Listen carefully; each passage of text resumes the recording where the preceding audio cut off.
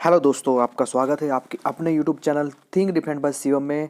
अगर आप 12th class के एग्ज़ाम देने जा रहे हैं तो ये इंपॉर्टेंट क्वेश्चंस आपके लिए बहुत इंपॉर्टेंट क्वेश्चंस हैं। और हम यहाँ पे सबसे अलग आपको बताएंगे, अलग क्या बताएंगे कि जो एक क्वेश्चन होगा ना उसको आपको 5 क्वेश्चंस की तरह बताएंगे। उसको किस तरीके से पूछा जा सकता है, कितने टाइप्स बन सकते हैं, क्या क्या क्वेश्चन उससे बन सकते हैं, वो सब आपको बताएंगे। अगर आप बिहार बोर्ड से बिलोंग करते हैं तो हमारा क्रैश कोर्स आ चुका है, 15 दिन का है। 15 दिन डेली आपकी लाइव क्लास होगी और ओनली एंड ओनली 400 रुपये में आपको मिल रहा है, 400 रुपीज़ में मिल रहा है, जिसकी जो ओरिजिनल प्राइस है वो 999 है, 999। लेकिन अभी आपको ओनली पहले 50 बच्चों को वो 400 में दिया जा रहा है। तो जल्दी से नीचे लिंक दिया है डिस्क्रिप्शन बॉक्स में, वहाँ जाके आप जरूर उसको बाई करें और अपने केमिस्ट्री के एग्जाम्स को बहुत अच्छा करें। मेरा नाम है Shivam Chaudhary, BSc physics chemistry math, MSc मेरी केमिस्ट्री से स्पेशलाइजेशन है मेरा, और इसके साथ में बीएड हो चुकी है, एमएड भी मेरी गवर्नमेंट स्कूल से चल रही है। 8 साल का मुझे एक्सपीरियंस है एज ए केमिस्ट्री टीचर। और आज हम आपको ये वीडियो आपको बता देगी कि नॉलेज किसे कहते हैं, किस तरह की टीचिंग हम कराने वाले हैं। सबसे पहला क्वेश्चन है यहाँ पे, ग्रेफाइट किस प्रकार का क्रिस्टल है? Which type of crystal is graphite? Graphite होता है कार्बन का एलोट्रोप्स। किसका एलोट्रोप्स होता है दोस्तों? कार्बन का। और कार्बन को आपको पता होना चाहिए,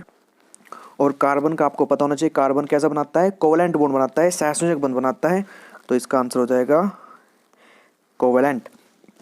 से आपको यहाँ पे तैयार करना है इसको, और तैयार करना ही कैसे है कि उसके आपको ऑप्शन देखने हैं। आयनिक में क्या होगा, फिर उसके बाद में आपका कोवलेंट आएगा, उसमें क्या होगा, इनको आपको बहुत अच्छे से पढ़ना होगा। हाइड्रोजन बॉन्ड कहाँ पे आएगा, क्या बनेगा, इनके जो टाइप्स हैं वो सारे पढ़ने हैं आपको, हम भी पढ़ाएंगे। नेक्स्ट आता है numbers of atoms in BCC. याद रखना ट्रिक, देखो कितनी आसान है। बीसीसी का मतलब, बी का मतलब बाई, तो 2 आ जाएंगे। एफसीसी पूछता है तो एफ मतलब 4, तो 4 आ जाएंगे। और एससी पूछता है तो numbers of atoms per unit कितना होगा? 1 होगा। ठीक है, इस तरह से आपको यहाँ पे ध्यान रखना है। विलियन के अनुसंख्या गुणधर्म आपको बता दूं, मोस्ट इंपोर्टेंट टॉपिक्स है ये। कम से कम आपको 4 से 5 नंबर देके जाएगा। ये जो पूरा टॉपिक है ना, आपका कोलिगेटिव प्रॉपर्टी का, 4 तरह की कोलिगेटिव प्रॉपर्टी है, तो ये चारों आपको इंपॉर्टेंट है न्यूमेरिकल के बेस पे भी। और आपका यहाँ पे ऑब्जेक्टिव 100% आपके यहाँ पे आएगा कोलिगेटिव प्रॉपर्टी से।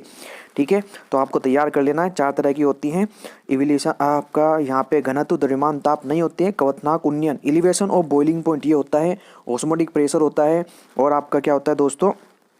हिमांक में अवनमन, depression in freezing point, depression in vapour pressure. तो ये 4 प्रॉपर्टी होती हैं, आपको याद रखना है। क्वेश्चन 100% यहाँ से ही बनेगा।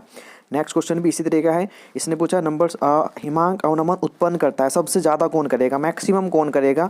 डिप्रेजन ऑफ फ्रीजिंग पॉइंट। तो कौन करेगा? यूरिया जो होगा ना, यूरिया एक मॉलिक्यूल्स होता है। ग्लूकोज भी, इसका भी हाइड्रोलाइसिस नहीं होगा। NaCl का जब हाइड्रोलाइसिस आप करोगे तो 2 आयंस बनेंगे। और जब आप दोस्तों करोगे किसका, K2SO4 का, तो कितने आयंस बनेंगे? 3। कैसे? 2 तो K पॉजिटिव हो जाएंगे और एक SO4 रेडिकल देगा। NaCl से कितने बनेंगे? 2। ग्लूकोज, यूरिया हो, फ्रक्टोज हो, आपका इनसे कितना बनेगा? 1 बनेगा। तो ये आपको ध्यान रखना है। नंबर्स ऑफ आयन जिसमें सबसे ज़्यादा होंगे वो आपका आंसर होगा। इस तरह का क्वेश्चन आपको वहाँ पे एग्जाम में जरूर मिलेगा।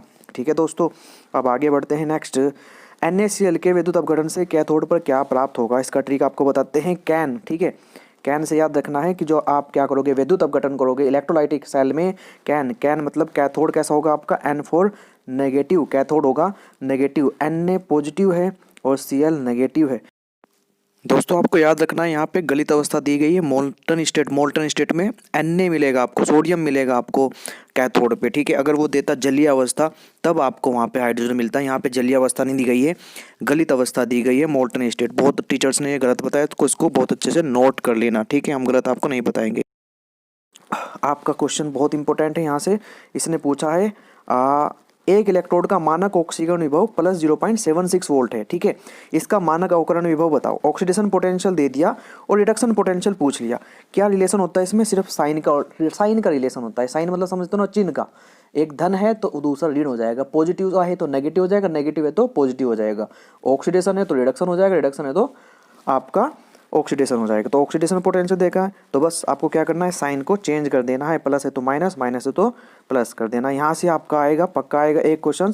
प्रॉपर्टीज पूछ सकता है कि कौन सबसे ज़्यादा ऑक्सीडाइजिंग प्रॉपर्टी रखेगा, कौन दूसरे को डिस्प्लेस कर देगा, इस तरह से क्वेश्चन पूछ सकता है। इनमें से कौन सा अपचायक है, तो यहाँ से आपका ऑब्जेक्टिव बनना ही बनना है।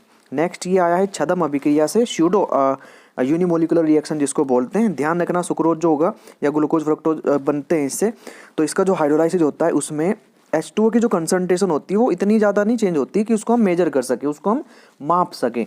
ओनली किसकी कंसंट्रेशन चेंज होती है, आपकी सुक्रोज की होती है, चीनी की होती है, ठीक है। तो इसमें H2O की कंसंट्रेशन क्या होगी, चेंज नहीं होगी, इसलिए क्या है, एक प्रथम कोटि की अभिक्रिया, एक छद्म प्रथम कोटि की है। किसकी है, स्यूडो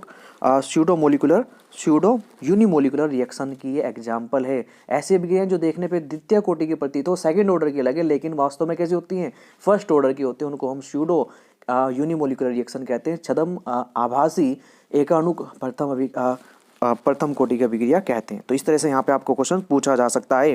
नेक्स्ट क्वेश्चन बहुत इंपॉर्टेंट है, बहुत ही ईजी भी है। जो वेग है वो बराबर दे रखा है कि a की पावर 2 b की पावर 1। तो दो लाइन को क्या हो गया, बिल्कुल सिंपल है, 2 + 1 जो इनकी पावर होती है वो जुड़ जाती हैं, तो कितना आ जाएगा 3। तो आंसर क्या हो गया 3। इस पे भी क्वेश्चन आपका बन सकता है, बहुत ही अच्छा है। नेक्स्ट, विद्युत क्षेत्र के प्रभाव में कोलाइडी कणों का गमन क्या कहलाता है। देखो, the migration of collided particles under the influence of electric field is called electrophoresis. विद्युत क्षेत्र की उपस्थिति में जो कोलाइडी पार्टिकल्स होता है वो इलेक्ट्रोड, अपोजिट इलेक्ट्रोड की ओर चलते हैं। अपोजिट इलेक्ट्रोड समझते हो, मान लो अगर जो आपका कोलाइडी कण है, जो कोलाइडी पार्टिकल्स है वो पॉजिटिव पार्ट है, मतलब कि पॉजिटिव चार्ज उनके पास है, तो वो नेगेटिव की ओर चलेंगे। मतलब कैथोड अभी बताया था मैंने, कैन याद रखना है, कैन का मतलब कैथोड नेगेटिव, तो नेगेटिव की ओर कौन जाएगा, जो पॉजिटिव चार्ज जो रखेंगे। ऐसे जो आपके कोलाइडी विलियन के कण होंगे जो पॉजिटिव चार्ज रखेंगे वो नेगेटिव की ओर चलेंगे, और अगर वे नेगेटिव है तो वो पॉजिटिव की ओर चलेंगे। तो आपका इन्फ्लुएंस ऑफ इलेक्ट्रिक फील्ड, जो माइग्रेशन होगा कोलाइडेड पार्टिकल्स, उसको क्या बोलते हैं, इलेक्ट्रोफोरेसिस। विद्युत कण संचरण, विद्युत के कणों का चलना, विद्युत की उपस्थिति में कोलाइडी कणों का चलना। वह पदार्थ, प्राकृतिक पदार्थ जिससे धातु का निष्कर्षण फायदेमंद होता क्या कहलाता है। देखो यहाँ पे समझना है, अयस्क क्या होता है, धातुमल क्या होता है, खनिज क्या होता है, गैंग क्या होता है। चलो जी, एक एक चीज़ आपको बताते हैं। सबसे पहले मिनरल्स क्या होते हैं। मिनरल्स क्या हैं, जो आपके एलिमेंट्स हैं, जो तत्व हैं ना, वो भूमि में जिस भी भूप्रकृति में जिस रूप में मिलते हैं, अपने यौगिक रूप में मिलते हैं, उनके जो यौगिक है उनको हम बोलते हैं मिनरल्स बोलते हैं, ठीक है। जो एलिमेंट्स है जो आपके कहाँ मिलते हैं, अर्थ क्रस्ट में मिलते हैं और अपने कंपाउंड्स के फॉर्म में मिलते हैं। तो जो वो कंपाउंड्स है ना जिनमें वो एलिमेंट्स मिल रहा है, उसको क्या बोलते हैं दोस्तों, उसको बोलते हैं हम मिनरल्स, ठीक है। और वे मिनरल्स जिनसे इजीली आप एक्सट्रैक्ट कर सकते हो मेटल्स को, आसानी से आप मेटल्स को उसमें से निकाल सकते हो, और बेनिफिशियल मतलब कि उसमें परसेंटेज जो एलिमेंट्स का है वो ज़्यादा होना चाहिए। ऐसा ना हो कि खोदा पहाड़ निकली चुहियाँ, ठीक है। जो कंपनी वहाँ पे काम कर रही है उसको क्या होना चाहिए, फ़ायदा भी तो होना चाहिए ना। तो इसलिए यहाँ पे ध्यान रखना है, क्या होगा कि ऐसे खनिज जिनमें से धातु का निकालना आसान होता है, सुविधाजनक होता है, इकोनॉमिकल होता है, उसको हम बोलते हैं ओर्स, ठीक। क्या बोलते हैं, ओर्स बोलते हैं, ठीक है। गैंग क्या होता है, जब हम यहाँ से अयस्क निकाल लेंगे तो इसमें कुछ अशुद्धियाँ होंगी, कुछ इम्प्योरिटीज होंगी, लाइक आपका क्या हो सकता है, मिट्टी, कंकड़, पत्थर, इस तरह से जो चीज़ें होती हैं वो सारी क्या उसमें गैंग कहलाती हैं। इसको आधात्री भी बोला जाता है, ठीक है। तो ये है आपका आधात्री गैंग, या फिर उसके अंदर जो अशुद्धियाँ इम्प्योरिटीज हैं, ठीक है। आपका स्लैग एसिडिक स्लैग है या अम्लीय गालक, ये आपको याद होना चाहिए। धातुमल क्या होता है, धातुमल बन जाता है, जो कि क्या होता है, ये आपको बहुत अच्छे से पढ़ाएंगे हम, क्योंकि नेक्स्ट अब आप बात करते हैं साइनाइड विधि। साइनाइड विधि के द्वारा क्या करते हैं हम, सोने और चांदी को निकालते हैं। क्या निकालते हैं, सोने चांदी को। सोडियम साइनाइड और पोटेशियम साइनाइड को डालते हैं, उससे जो Ag है और Au है इनका हम एक्सट्रैक्शन करते हैं। किसका करते हैं, Ag और Au का, मतलब सोना और चांदी। तो यहाँ पे सिल्वर दिया है तो सिल्वर आंसर हो जाएगा। कौन सा हाइड्रोजन बंध नहीं बनाता है, याद रखना दोस्तों, हाइड्रोजन बंध होता क्या है, जब हाइड्रोजन एटम फोन से जुड़ा होगा, किससे जुड़ा होगा, फोन से। जब हाइड्रोजन किससे जुड़ा हो, फ्लोरीन से जुड़ा हो, ऑक्सीजन से जुड़ा हो या नाइट्रोजन से जुड़ा हो। व्हेन हाइड्रोजन अट्रैक्ट, जहाँ हाइड्रोजन कोवलेंट बॉन्ड बनाए फ्लोरीन, ऑक्सीजन या नाइट्रोजन के साथ में, वहाँ पे हाइड्रोजन पाया जाता है। तो इसमें तीनों में तो है, N है पहले वाले में, दूसरे में O है, तीसरे में F है। तो कौन नहीं बनाएगा, HCl नहीं बनाएगा, क्योंकि इसमें FON नहीं है। S8 में सल्फर की ऑक्सीजन संख्या कितनी होती है, ये आपको जल्दी से बता देना है। निम्नलिखित यौगिकों में सबसे प्रबल एसिड कौन है। देखो प्रबल एसिड कौन होता है, तो गालक, जब गालक आप मिलाओगे तो उसमें स्लैग बनेगा। धातुमल जो होता है, धातु से हल्का होता है, ऊपर आ जाता है, उसको हम अलग कर लेते हैं, ठीक है। क्या होगा इसमें कि आप अपचायक मिलाते हैं, ऑक्सीडाइजिंग रिड्यूसिंग एजेंट मिलाओगे, कार्बन मिलाओगे, ठीक है, और उसमें गालक मिलाओगे, ठीक है, फ्लक्स मिलाओगे, एसिडिक फ्लक्स होगा या बेसिक फ्लक्स होगा, और ये मिलने के बाद क्या बनेगा आपका आपका बनता है स्लैग, जिसको हम धातुमल बोलते हैं, ठीक है। जैसे CaO में हमने SiO2 मिला दिया तो CaSiO3 मिलेगा, कैल्शियम सिलिकेट मिलेगा, ठीक है। इस तरह से आपका जो होता है इसको स्लैग बोलते हैं।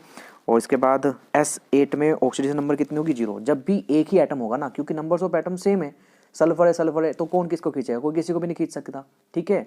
होता है क्या, ऑक्सीडेशन नंबर का मतलब होता है कौन कितने इलेक्ट्रॉन खींच रहा है अपनी ओर को। तो सल्फर सारे, तो S8 की ऑक्सीडेशन नंबर हो जाएगी कितनी, 0। इसमें सबसे प्रबल एसिड कौन सा है। अब देखो एसिड की स्ट्रेंथ क्या होगी, जो सबसे पहले हाइड्रोजन डोनेट कर देगा, H+ डोनेट कर देगा। तो जितना बड़ा एटम होगा, फिर कल बाहर आई एंटी, तो आई से मतलब HI डाउन द ग्रुप जो होती है एसिड की स्ट्रेंथ बढ़ती है। रीजन क्या होता है कि एटम्स जितना बड़ा होगा उतना आसान होगा वहाँ से H को निकलना। बॉन्ड स्ट्रेंथ जो होगी, बॉन्ड की जो लंबाई बड़ी होने पर दुर्बल हो जाता है बॉन्ड, जो स्ट्रॉन्ग नहीं रह पाता, ठीक है। नेक्स्ट ये है हेनरी के नियम से। हेनरी के नियम से क्या होगा, helium plus oxygen plus nitrogen भर के ले जाते हैं। जो गोताखोर जब जाते हैं ना, सी ड्राइवर जो जाते हैं, वो हीलियम को भर के लेके जाते हैं, क्योंकि यहाँ पे क्या होगा, जैसे ही वो बाहर निकलेंगे तो बहुत तेज़ी से उनके जो ऑक्सीजन डिजोल्व हुई थी वो निकलेगी, तो वो बैंड्स हो जाते हैं, उनको टेढ़ापन आ सकता है, शरीर में मर भी सकते हैं। तो इसलिए हीलियम गैस को भर के लेके जाते हैं। ये हेनरीज रूल, जो आप हेनरी का नियम है वो पढ़ोगे तो आपको समझ में आ जाएगा।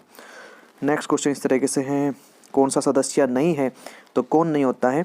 प्रथम की बात उसने की है, तो आपका है स्कूटर, टायर, वेल्डकर, मांगे, फरारी को।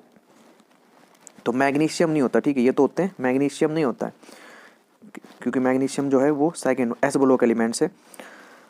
इसके बाद इस तरह से क्वेश्चंस आप क्या जाएंगे।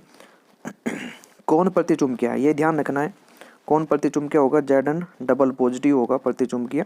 रीजन क्या है, क्योंकि जिंक 2 इलेक्ट्रॉन निकालने के बाद D10 बचेगा, और D10 बचेगा तो वो क्या होगा, वो फिर क्या नहीं करेगा, इलेक्ट्रॉन्स को अपनी ओर आकर्षित नहीं करेगा, मतलब कि वो चुंबकीय क्षेत्र में आकर्षित नहीं होगा। जो भी जिसके अंदर भी अनपेयर्ड इलेक्ट्रॉन है, अयुग्मित इलेक्ट्रॉन है, तो वो कलर भी दिखाएगा और वो पैरामैग्नेटिक भी होगा, मतलब कि अणुचुंबकीय भी होगा। डायमैग्नेटिक कौन होगा, जिसके अंदर क्या नहीं होंगे, आपके अनपेयर्ड इलेक्ट्रॉन नहीं होंगे, अयुग्मित इलेक्ट्रॉन नहीं होंगे, वो आपका प्रतिचुंबकीय होगा और रंगहीन, कलर लेस होगा, ठीक है। ये ध्यान रखना है आपको।